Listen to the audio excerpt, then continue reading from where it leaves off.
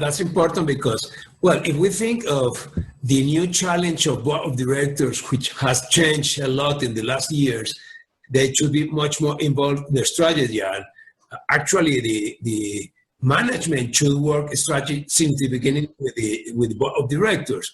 But again, methodologies as the one you propose, which is very pragmatic and down to earth, practical to follow, is a methodology that most board of directors and CEOs do not know. I mean, usually people, when they want to face a strategy, they lack methodology, how to approach the problem of a strategy. So my question would be, should board of directors, should they be lectured about methodologies like yours or other methodologies, but that they know that to get a strategy right, they have to use a certain procedure and not just think strategy. It does not come out by itself. So would you suggest that boards should be as well lectured in methodology of how to develop strategies? Yeah, sort of partially yes and partially no, I guess. So what I think a board needs to be focused on is enforcing an output. So I think a board should say, management, it's your job to come to the board and tell us what you think the strategy of the company should be, right? If it's our job as the board, we should fire you, right? So it's your job. But I think it's important for a board to say, and here are the characteristics of that strategy. So that strategy has to explain where we're playing and how we're going to win, where we're going to play. If it is vague on those, so we don't exactly know why, and we're actually not playing to win, we're playing to play, then I don't care what methodology you're using. I don't care if you're using the framework from Playing to Win or whatever.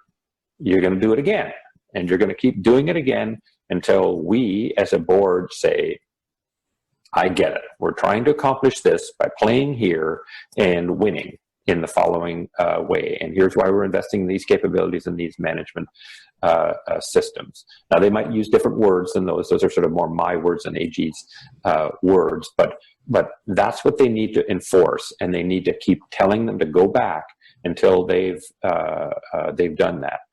And my view on this is, and I've had a back and forth with a great friend of mine who started at Alex Osterwalder, the Business Model Generation author, which is I think a terrific book, and he's a terrific guy. He and I are in agreement in the importance of the shortness of a strategy. And we've gotten into sort of a kind of Twitter battle with a bunch of people who say, no, it's got to be a long document. My view is your strategy should be on no more than 5 pages, preferably 1. You can describe your strategy on 1 page. If it's more than 5 pages, it's probably a terrible strategy because you actually haven't made choices. And so that, to me, is the role of a board. The board should say to management, you're going to come back and tell me in less than 5 pages, what is our strategy? Now, you may want to when we quiz you and say, oh, why have you chosen that where? You may have 50 pages or 100 pages to say, well, here's how we thought through where to come to this conclusion.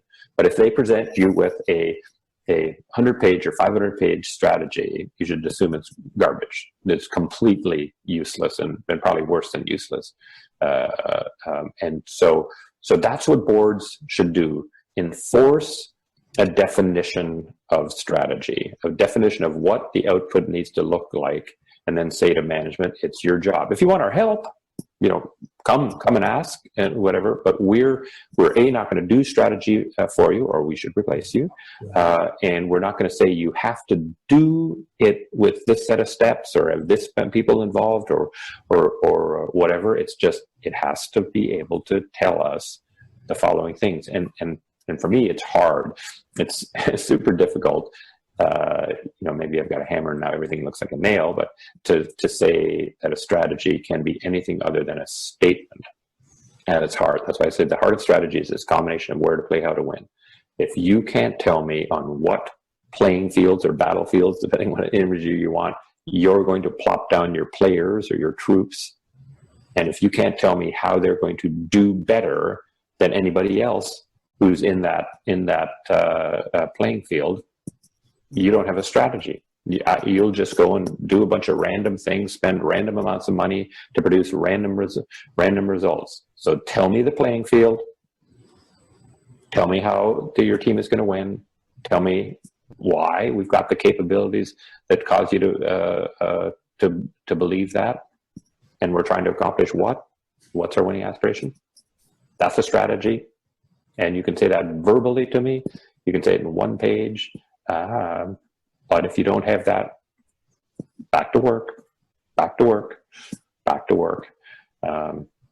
And my policy in these things is and when I run things, like I ran co-ran a consulting firm that I was in before, and I ran the Rotman School of Management, is I starve people who don't have a strategy. So when I got to the Rotman School, I said every part of the Rotman School, the MBA program, the executive MBA program, everything is going to have a strategy. Every function, every kind of, if you will, business that there is going to have a strategy. And if you didn't have a strategy as a leader, you got no resources. I said, I'm sorry. No, you can't hire anybody. You can't actually rehire people who've left. I'm taking away 100% of your marketing dollars, because when you don't have a strategy, all you do is waste money.